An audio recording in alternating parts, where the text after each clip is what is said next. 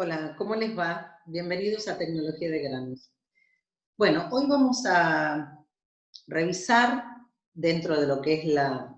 tecnología del maíz a dos representantes de lo que sería la cadena maicera, que son el maíz pisingallo y el maíz dulce. Obviamente dos producciones minoritarias en términos de volumen, pero que, bueno, nos pareció interesante compartirles algunos conceptos respecto de estas actividades, sobre todo en el caso del maíz pisingallo, porque nuestro país tiene un lugar preponderante en el mercado internacional, somos primer exportador a escala mundial, y en el caso del maíz dulce porque, bueno, es un producto muy difundido, de consumo masivo, que probablemente ustedes analicen en otras asignaturas, como por ejemplo en horticultura, pero bueno, nos parece interesante hacer algunos comentarios al respecto. Y también vamos a hablar un poquito, un breve pantallazo de lo que es la producción de etanol a partir de maíz, una industria, vamos a decir, en crecimiento, o por lo menos una industria que es para considerarla, ¿no? Porque realmente a escala mundial está creciendo mucho el uso del maíz como insumo para la industria de etanol, y nosotros somos un gran productor de maíz, entonces realmente, si bien en este momento esta actividad estaría amesetada en Argentina, tiene muy buenas perspectivas de crecimiento a futuro. Así que bueno, vamos a iniciar con lo que es la producción de maíz pisingallo, que es un specialty eh, cuyo destino es pura y exclusivamente su consumo como un snack. El maíz pisingallo es producido no solamente en Argentina, sino también en el resto del mundo, solamente para la producción de pochoclos. Habíamos visto ya esta transparencia y, bueno, en este momento entonces se las vuelvo a mostrar porque el maíz pisingallo, el nombre viene de pico de gallo por el formato que tenían los materiales más antiguos, hoy ya los granos son más redondeados, pero habíamos dicho que dentro de lo que es la progresión y las distintas combinaciones de endosperma que puede exhibir el maíz, el pisingallo es el tipo que tiene la mayor proporción de endosperma córneo, de hecho tiene apenas una pequeña cantidad de endosperma miláceo cercana al germen, y el resto todo es endosperma córneo. Y se las muestro para que, bueno, la comparen con los otros tipos de maíz que hemos estado viendo.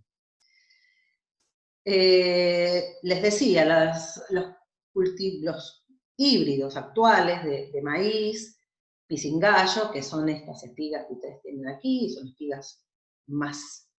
chicas y más finitas que las de maíz flint, por ejemplo, con granos más pequeños. Esto es los tipos actuales cultivados, pero me pareció interesante mostrarles algunas espiguitas que se parecen más a los primeros maíces pisingallos, que tienen este formato de grano, el típico pico de gallo, que corresponde al grupo Eberta, subgrupo Oriziae, o sea, que es un grano más parecido al del arroz. En cambio, el perla, que es en este momento el más producido en Argentina, es del tipo microsperma. Bueno, les decía que la decisión de hablar sobre maíz pisingallo tiene que ver con la importancia que tiene nuestro país en la escala mundial, ya que somos el primer exportador mundial. La realidad es que desde el punto de vista de la producción no somos el primer productor, en ese caso estamos segundos, después de Estados Unidos, que produce alrededor de 351.000 toneladas, pero lo que sucede es que Estados Unidos consume prácticamente el 90% de lo que produce, con lo cual solamente le queda un excedente para la exportación en el orden de las 40.000 toneladas. Y Argentina tiene exactamente la situación inversa. Producimos alrededor de 220.000 toneladas, pero tenemos un consumo muy discreto de 5.000 toneladas. El pochoclo en Argentina se consume principalmente en los cines, es de bajo consumo en los hogares todavía, y entonces hay un remanente, hay un excedente de exportación muy grande, que es casi el 97%, y es con ese volumen que salimos al mercado internacional, y por eso estamos en primer lugar.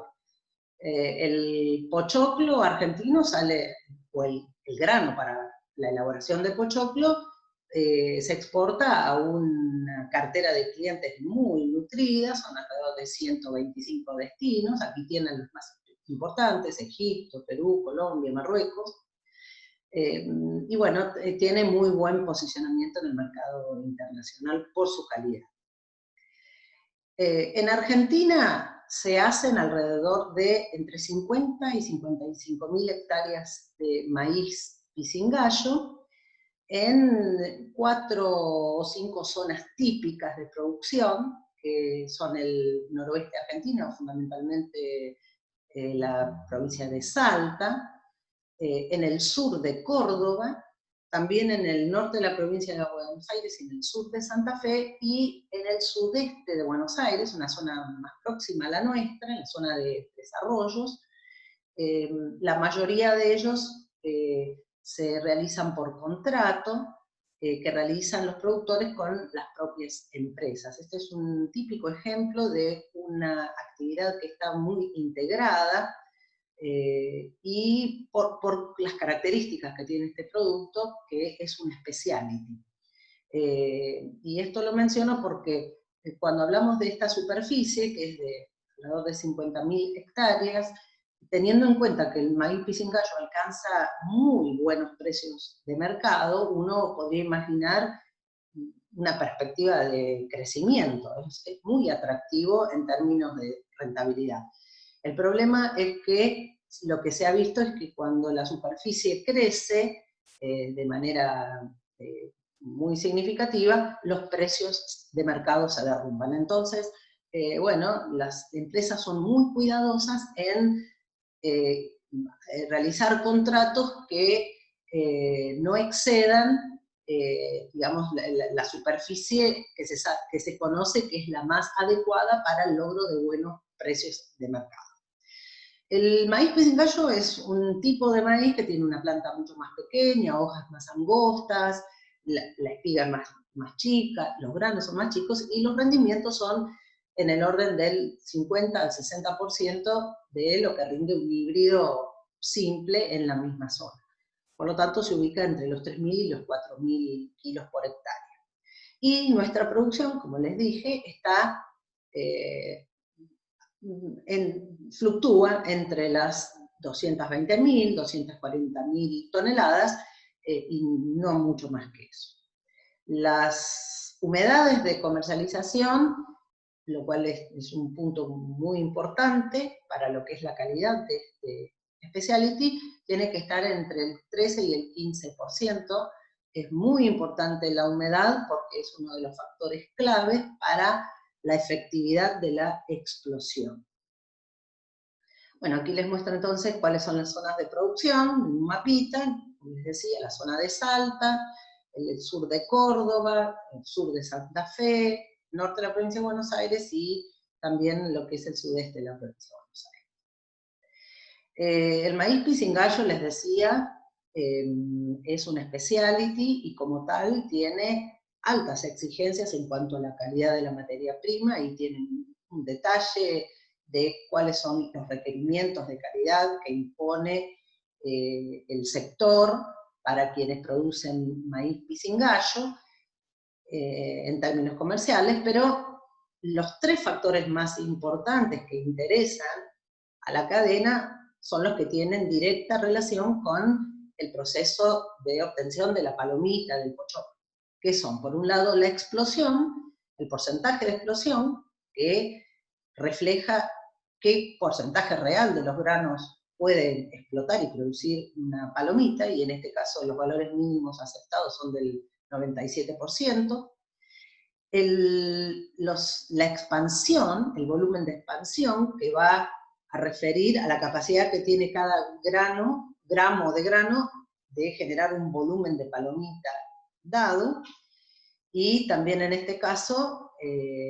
hay valores mínimos aceptados que están entre el 38 y 40 centímetros cúbicos por gramo,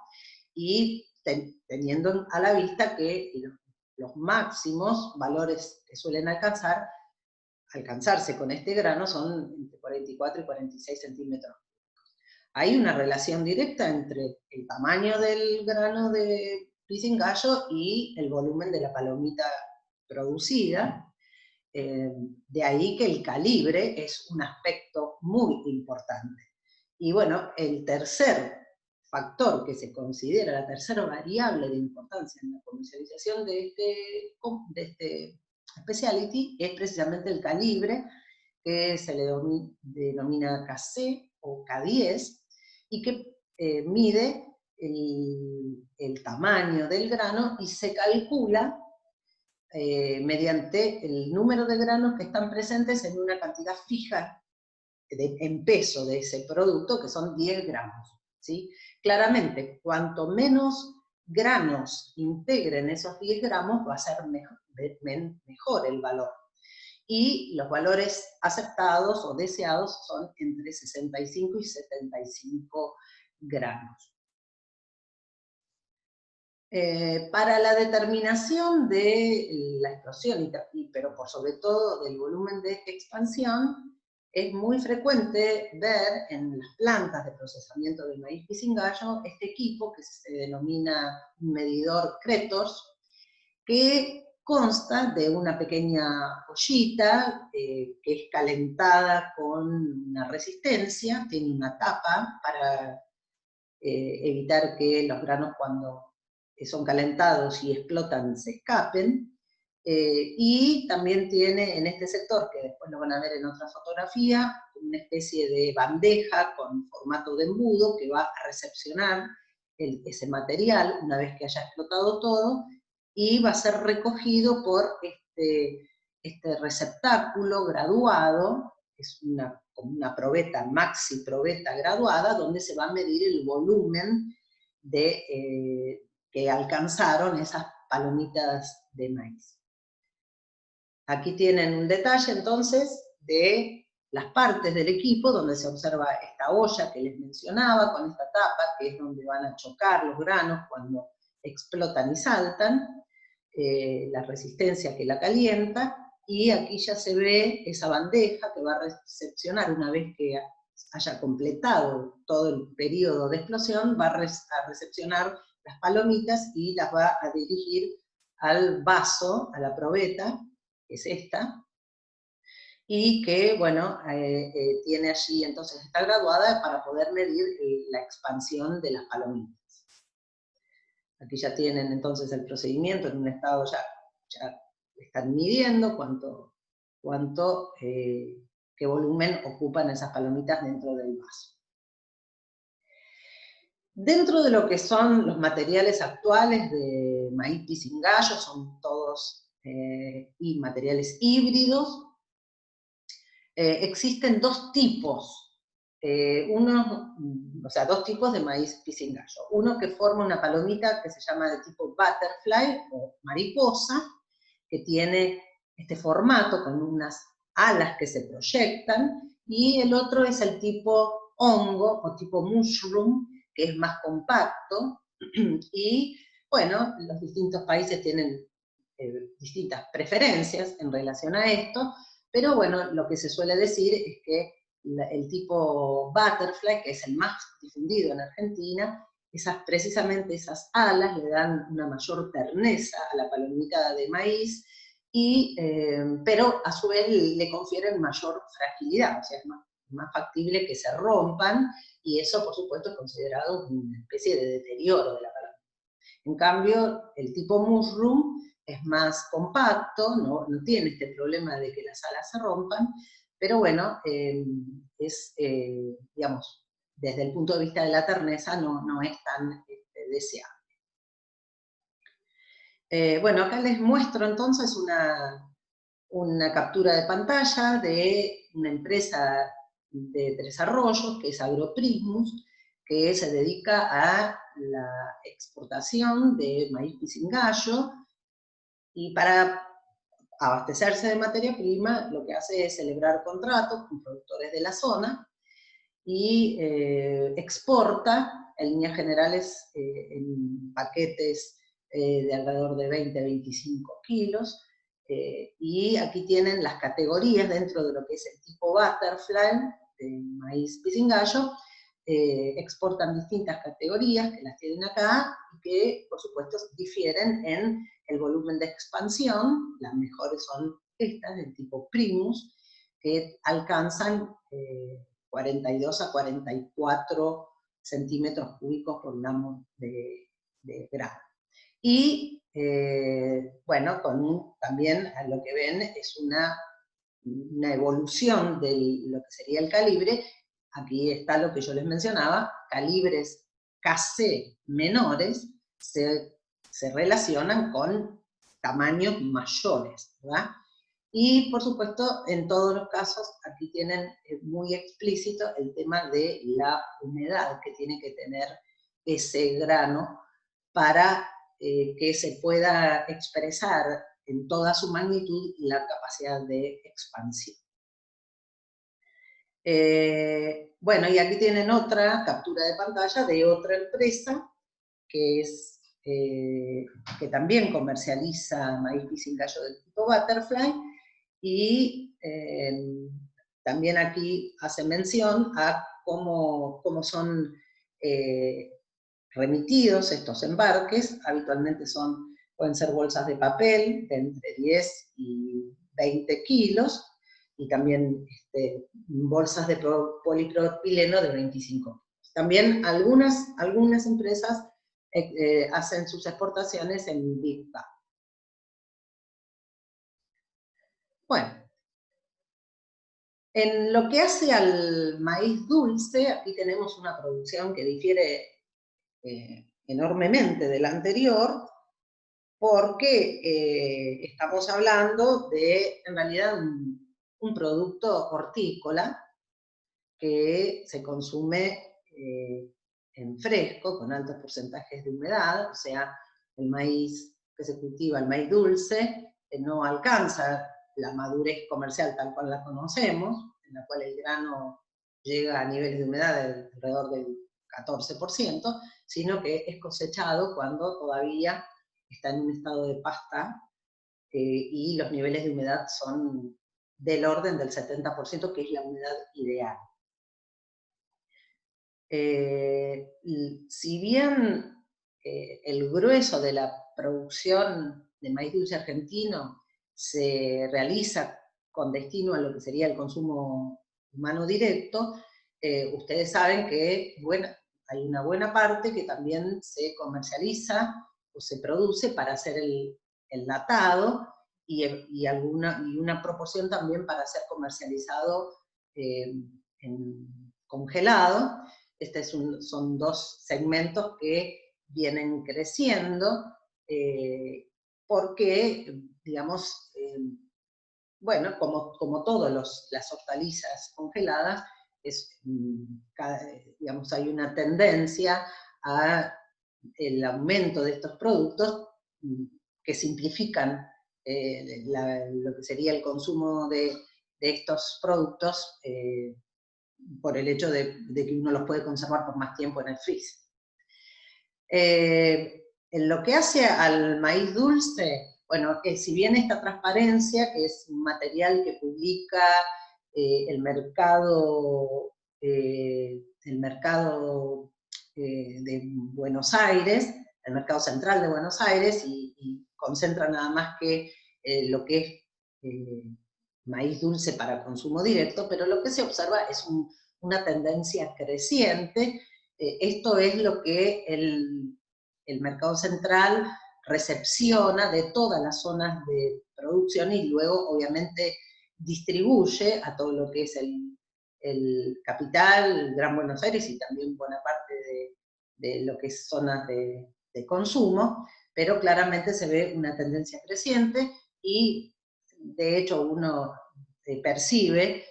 cómo cada vez el consumo de maíz dulce alcanza, digamos, instancias que antes uno no las veía, como por ejemplo el consumo de maíz dulce en la playa, ¿no? El choclero típico que circula por la playa a la hora del mediodía. Bueno, estas transparencias también, esta información también la saqué del mismo trabajo, que se los dejé para que ustedes, si quieren, lo revisen. Les muestra que, bueno, lo que llega al mercado central de Buenos Aires viene preponderantemente de la provincia de Salta, y después, en segundo lugar, es maíz dulce producido en Buenos Aires, en Santa Fe y en Jujuy. Toda esta mercadería, si ustedes miran, acá tienen un detalle de los meses, de todos los meses del año, van a ver que, digamos, hay como una especie de organización de las zonas de producción, porque teniendo en cuenta que este cultivo hortícola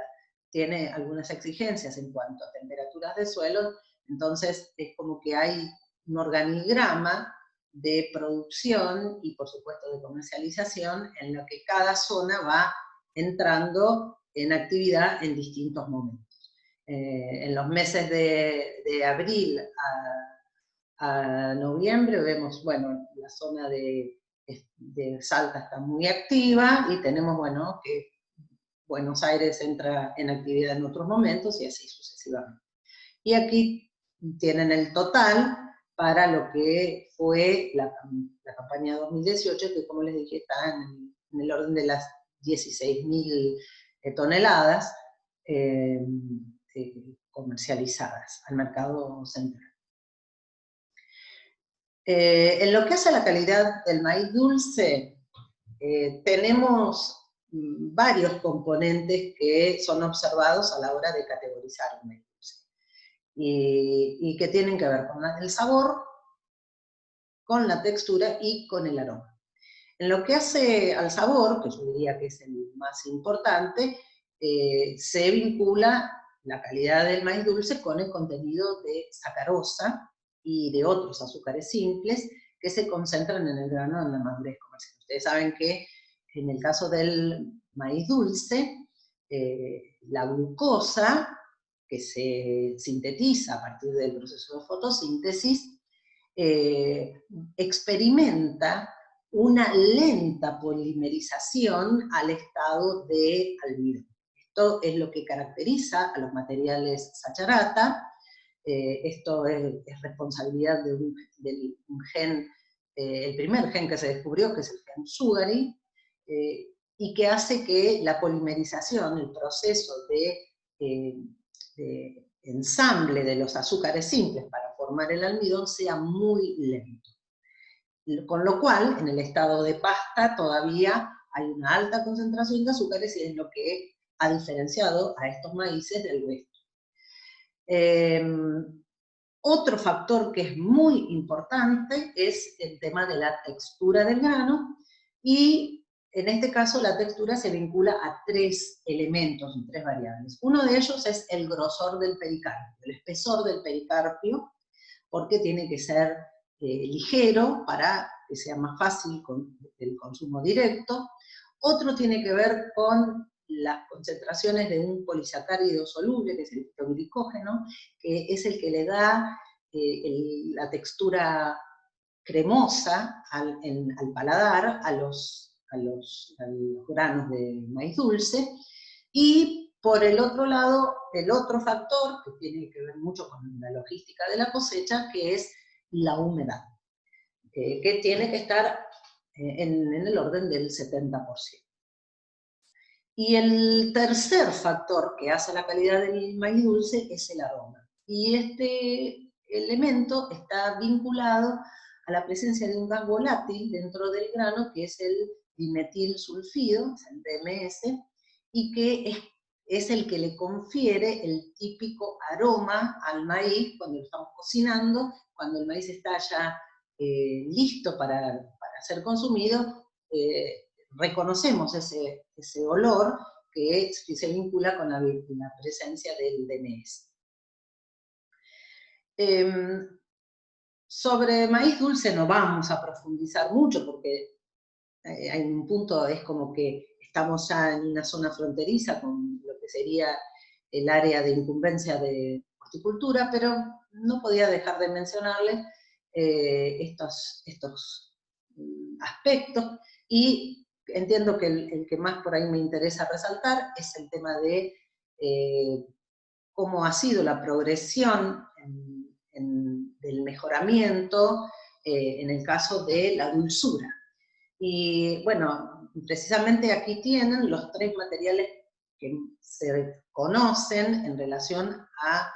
los distintos niveles de dulzura que desarrolla el grano de maíz, y aquí está lo que yo les mencionaba. Este fue el primer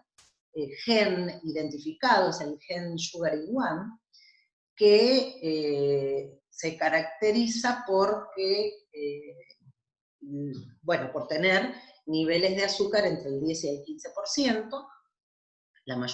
una buena parte es sacarosa, y que también tiene estos polisacáridos solubles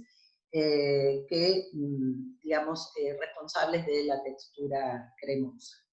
El problema que tienen estos materiales, que tenían, porque en realidad cada vez ya están más en desuso, es que tienen una corta vida en post cosecha. ¿Por qué? Porque yo les dije que estos materiales tienen, digamos, hay una enzima que tiene como retardada su actividad,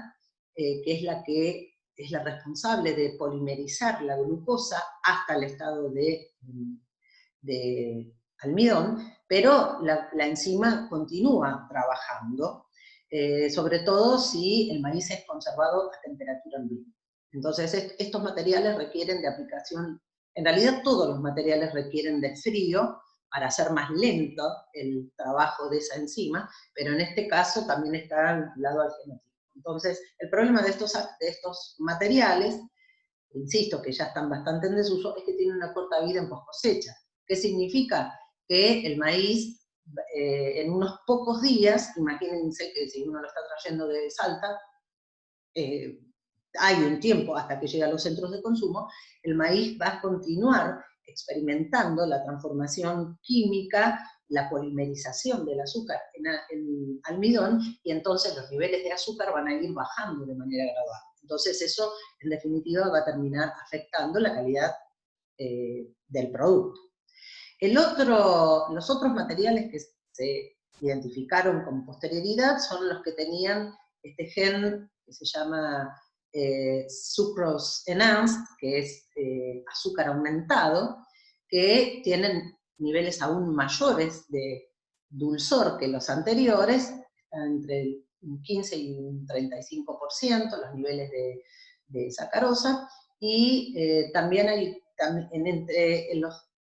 disacáridos que se acumulan, lo que se ve es que acumulan bastante maltosa. Y estos materiales tienen el mismo problema que los anteriores, tienen una corta vida en post cosecha. Y finalmente, los materiales superdulces, que son los más difundidos en la actualidad, en los que se ha identificado el gen SH2, que refiere, SH viene de shrunken, que es arrugado. Aquí tienen estos materiales en estado de madurez comercial absoluta, secos, o sea que se achicharran, el grano queda achicharrado, pero estos materiales tienen la particularidad de que tienen niveles entre 7 y 10 veces de dulzor mayores a los genotipos normales, no poseen el fitoglucógeno, o sea que la textura no es cremosa, es más liviana, le da una textura más crocante, como dice aquí,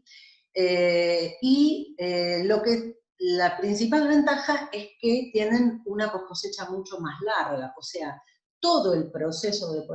polimerización de los azúcares es mucho más lento, al punto de que hacia el final, en estado totalmente maduro, los niveles de almidón finales son sensiblemente menores,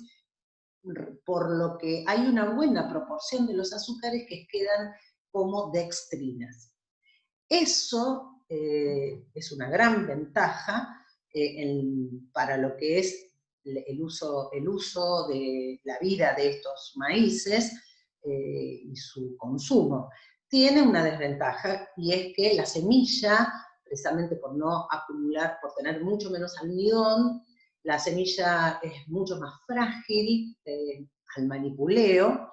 y tiene la desventaja también de que tiene una pobre germinación en suelos fríos. Con lo cual el paquete de producción de estos materiales tiene que hacer especial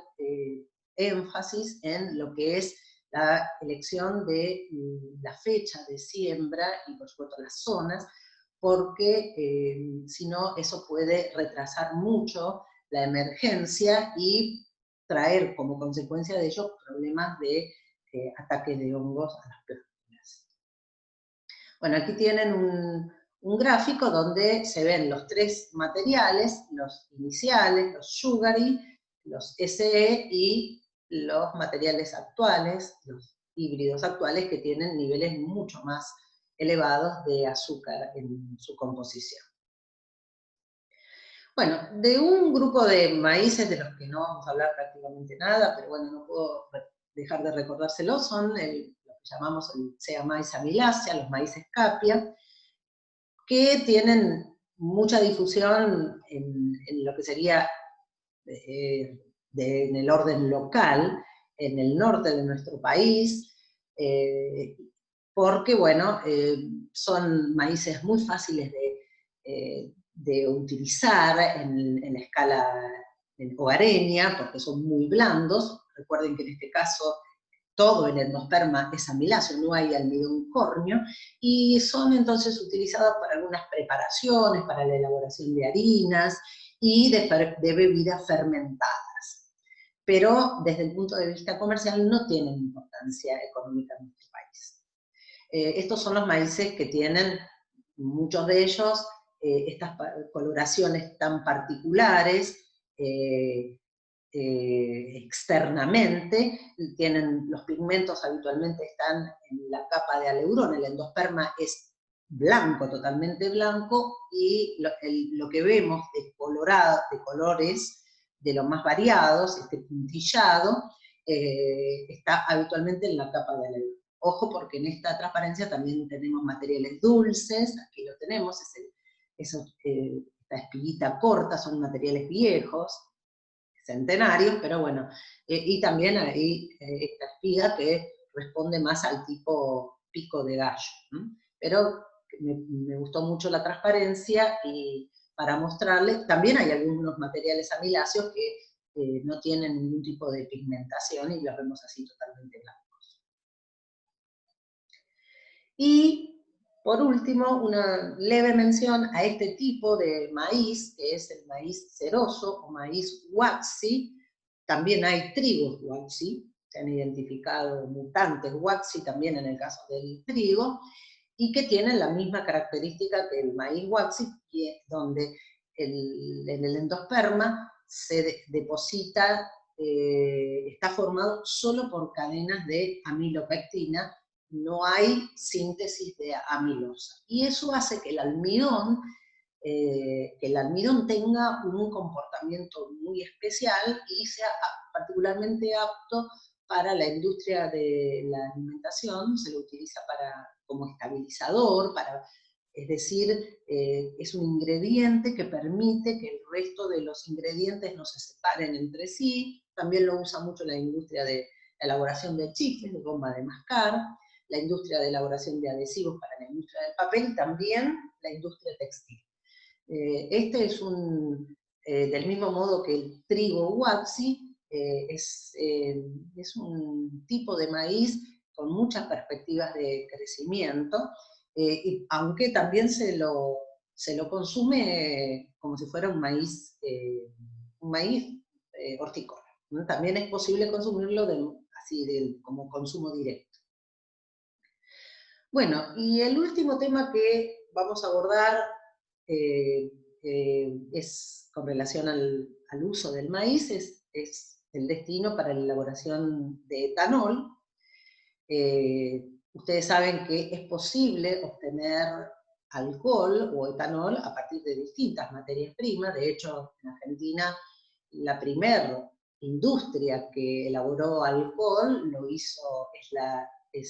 han sido los ingenios azucareros, y lo han hecho a partir del azúcar de caña. De hecho lo siguen haciendo, pero además del maíz, que es lo que vamos a hablar hoy, también es posible obtener alcohol a partir de la transformación de otro tipo de materias primas, como serían aquellas que, por ejemplo,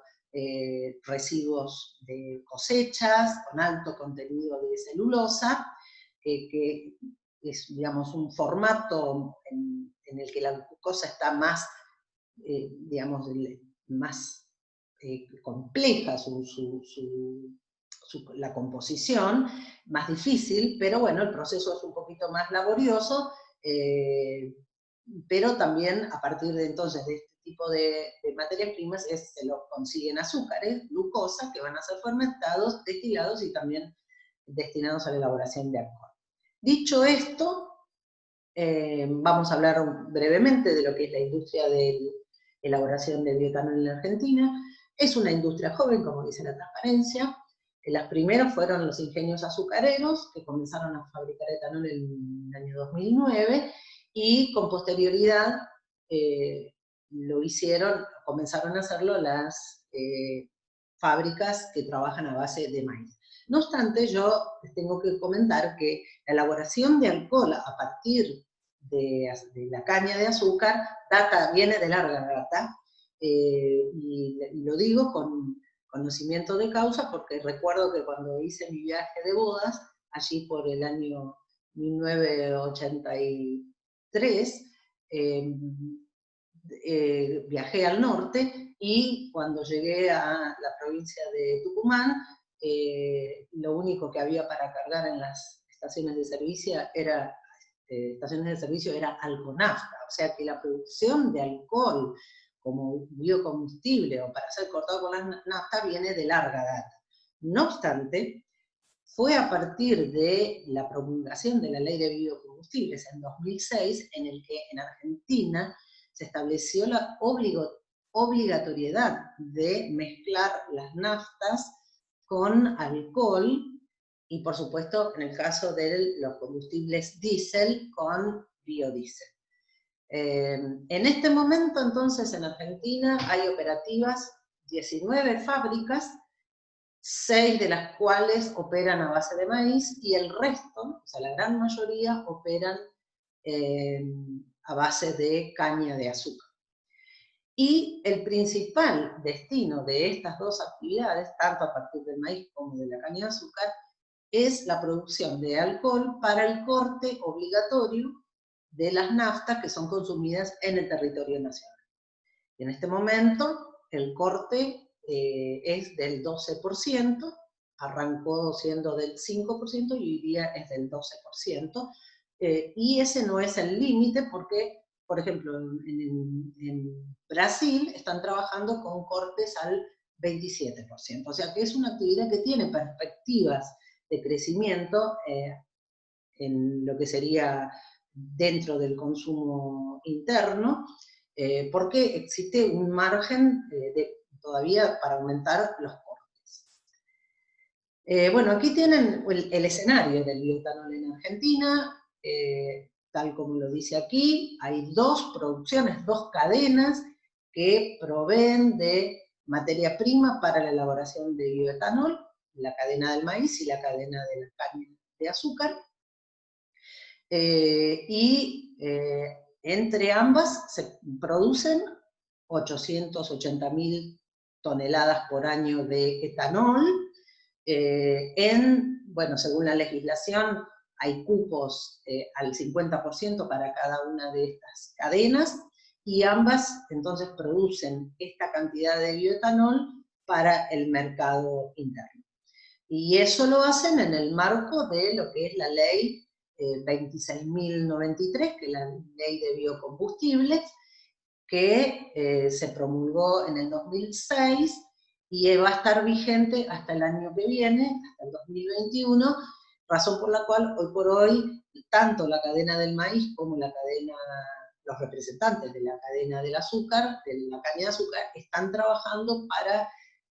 solicitarle al gobierno nacional que extienda la vigencia de la ley, que no caduque el año que viene, o bien que se promulgue una nueva ley, porque sin duda es un destino muy importante para estas dos cadenas. Igual, si ustedes analizan, en el caso del maíz, por ejemplo, son entre 1,5 millones y 1.700.000 toneladas de maíz que se vuelcan a la elaboración de bioetanol, con la cual, en términos de porcentual o porcentuales, en relación a la producción total de maíz, es un porcentaje bajo, es menos del 4% del maíz producido en Argentina entra a la elaboración de bioetanol. Pero no deja de ser un destino muy importante. La capacidad instalada que tiene nuestro país es de alrededor de 950.000 toneladas por año, con lo cual lo que estamos viendo es que hay una cierta capacidad ociosa que se menciona que está alrededor del 20%. Bueno, son, como les decía, 19 plantas, la mayor parte de ellas están en el NOA, porque trabajan sobre la base del insumo caña de azúcar, y el resto trabajan a base de maíz. De las 6 plantas, hay 4 en la provincia de Córdoba. O sea que la provincia de Córdoba es la provincia por excelencia en lo que concierne a la elaboración de bioetanol. Bueno, aquí tienen la progresión de lo que es en los cortes, cómo fueron variando los cortes o la mezcla del etanol con las naftas.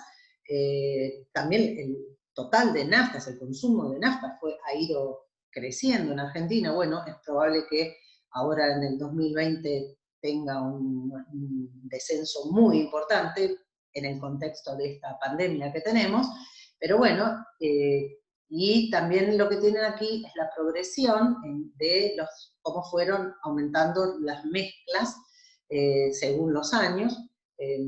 La mezcla al 5% estuvo vigente hasta el 2013, en 2014 se aumentó al 9%, en 2015 y mitad de 2016 al 10%, y hoy ya estamos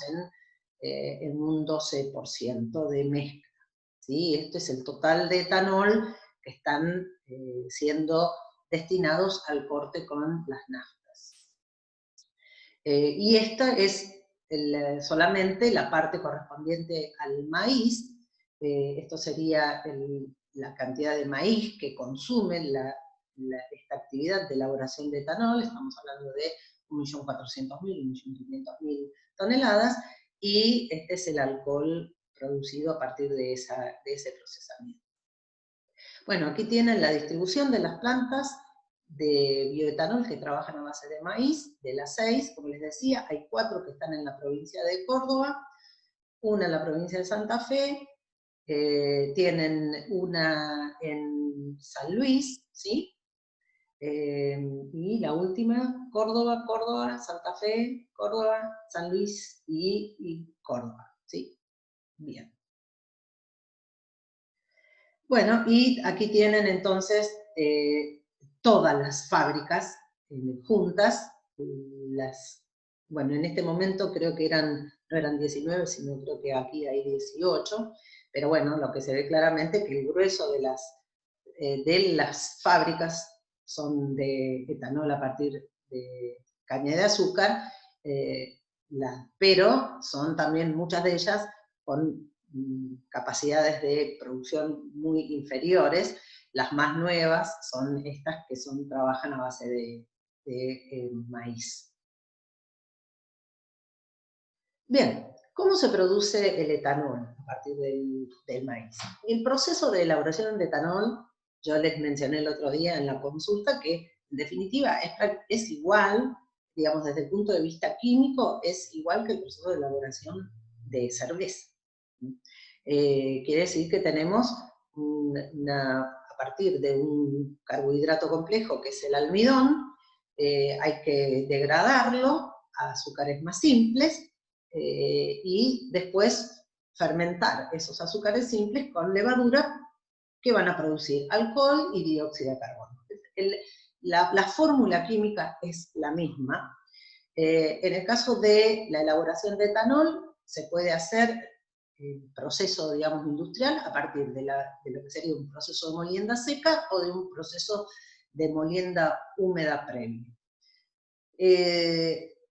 Los productos obtenidos, si se hace por molienda seca,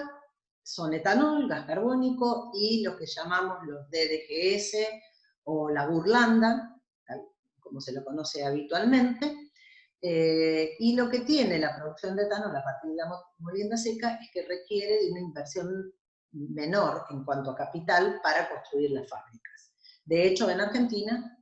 todas las fábricas trabajan sobre el método, ¿sí?, por molienda seca.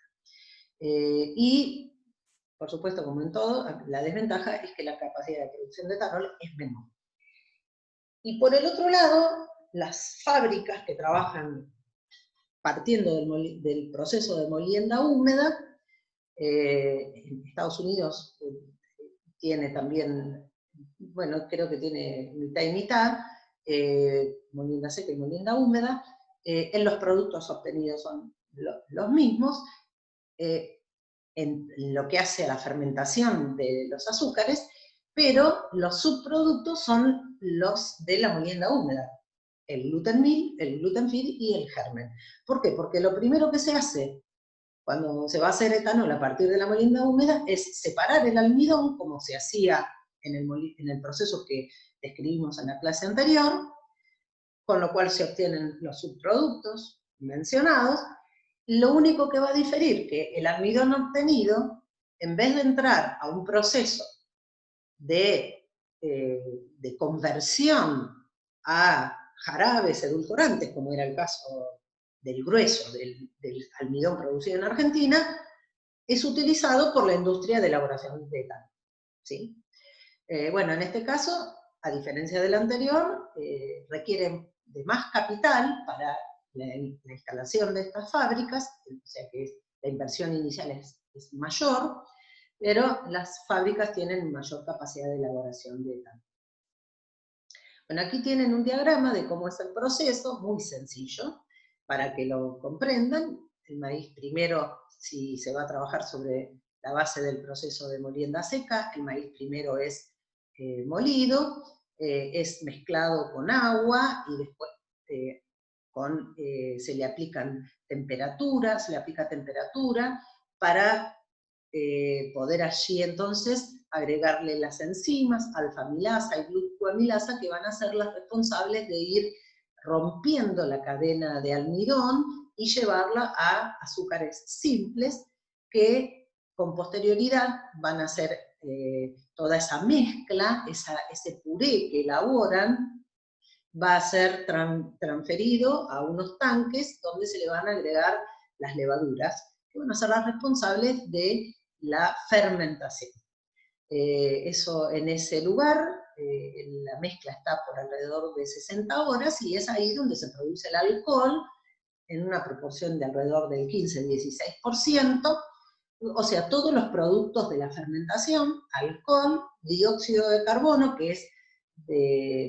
es retirado y utilizado para lo que es la elaboración de bebidas gaseosas, de bebidas carbonatadas, o también para el enriquecimiento de invernáculos.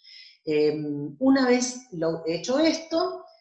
como en este caso el alcohol está en una baja graduación, se lleva a unas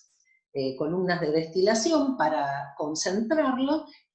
se va a evaporar todo el agua presente, y con esto se consigue un alcohol del un nivel de pureza del 95% de concentración, que va a ser a posteriori concentrado aún más, y para lo cual se lo pasa por unos filtros moleculares que van a retener el remanente de humedad de agua presente en este alcohol, y lo van a concentrar al 99%, que es la concentración que se utiliza para el final del producto. ¿Y qué pasa con esto? Es la vía del producto principal. ¿Qué pasa con los subproductos? Bueno, todo lo que son las cáscaras, la proteína, los pigmentos y quizá también una parte del almidón que no fue degradado, se va a separar por centrifugación, y hay una parte que es la parte más sólida, que es lo que finalmente va a ser lo que llamamos la burlanda. También puede llegar a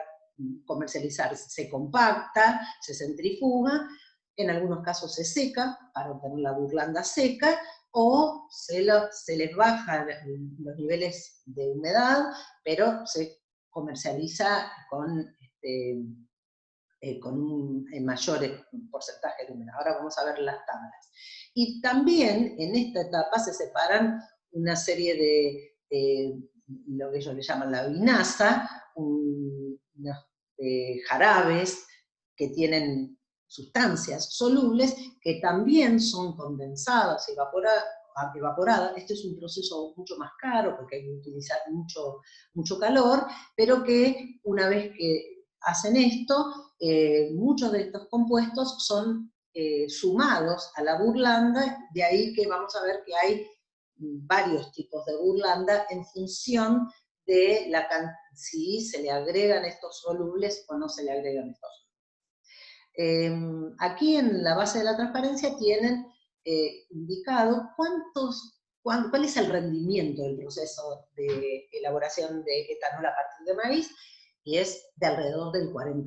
¿Qué quiere decir? Que cada 1000 kilos de maíz procesado se obtienen alrededor de 400 litros de etanol, poco más de 300 kilos de burlanda, o sea, de sólidos, y lo restante es lo que corresponde al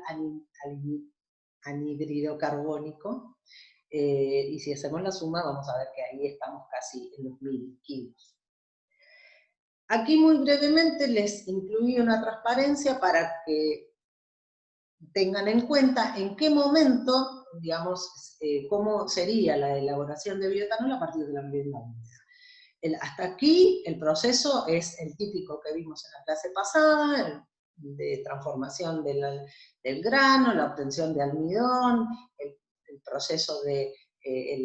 sacarificación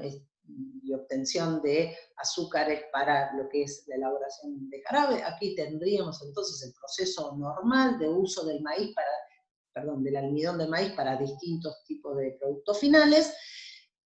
Lo único que difiere es que, precisamente, una vez obtenidos estos azúcares simples, en vez de pasar a la industria de elaboración de jarabes edulcorantes, entraría a un proceso de fermentación para la obtención de etanol. Bueno, y en lo que hace a los subproductos, lo menciono porque el término burlanda hoy por hoy está muy difundido en todo lo que es la alimentación animal. Claramente esto no es incumbencia de esta asignatura, pero bueno, aquí me pareció interesante incluirle los distintos tipos de productos, de burlandas que se pueden obtener y qué significan las siglas, porque hay veces que uno las ve y no sabe a qué se refiere. Esto habla de DDG, son los granos de destilería secos, o sea, sería la burlanda seca, la burlanda húmeda, la burlanda seca con el agregado de solubles, que serían todos esos materiales que permaneció soluble y que a posteriori iba a ser concentrado y que puede o no ser agregado. Aquí sería el caso lo mismo, pero en húmedo. Y este es el caso de los solubles, solamente condensados, que también pueden ser utilizados, pueden ser fermentados para la obtención de biogás, como van a ver en uno de los videos que les sugiero y les incluyo para que exploren. Bueno, y aquí tienen una tabla donde se compara la composición del maíz, tal cual lo conocemos, versus la burlanda, que sería una burlanda promedio, solamente para que vean que en el caso del componente que más se modifica es el almidón. Tengan en cuenta que el almidón es casi 3/4 parte de lo que sería el peso de un grano de maíz, pero que los niveles de almidón se ven sensiblemente disminuidos porque precisamente a partir de los azúcares resultantes son fermentados, entonces en el subproducto es el componente que está en menor proporción, en la burlanda, y con eso, al disminuir los niveles de almidón, lo que se consigue es concentrar el resto, que sería esencialmente la proteína, que pasa del 10 al 35%, y la fibra, que pasa del 12-15 al 45%. Y también en el caso de los lípidos. Con lo cual la burlanda es un subproducto proteico y energético, ¿sí?, que está en este momento compitiendo con los expelers de soja, ¿sí?, obtenidos a partir, obviamente, de lo que es el procesamiento del poroto de soja. Bueno, y aquí, para finalizar, les muestro cómo se ve una burlanda seca de maíz. Si ustedes lo miran, se parece bastante a lo que sería un gluten meal, porque hay una semejanza en lo que es la composición química de este subproducto, aunque por supuesto los procesos son bien distintos. Y este es el caso este es un búnker de burlanda húmeda, que obviamente tiene el uso y todo lo que es la logística de la construcción, pero sobre todo el uso es un poco más, tiene una vida útil más corta, teniendo en cuenta el contenido de humedad de la burlanda húmeda, obviamente. Bueno, y para finalizar, aquí les dejo 2 links que ambos los levanté de la página de la industria, de la fábrica de bioetanol en Río Cuarto, Río 4.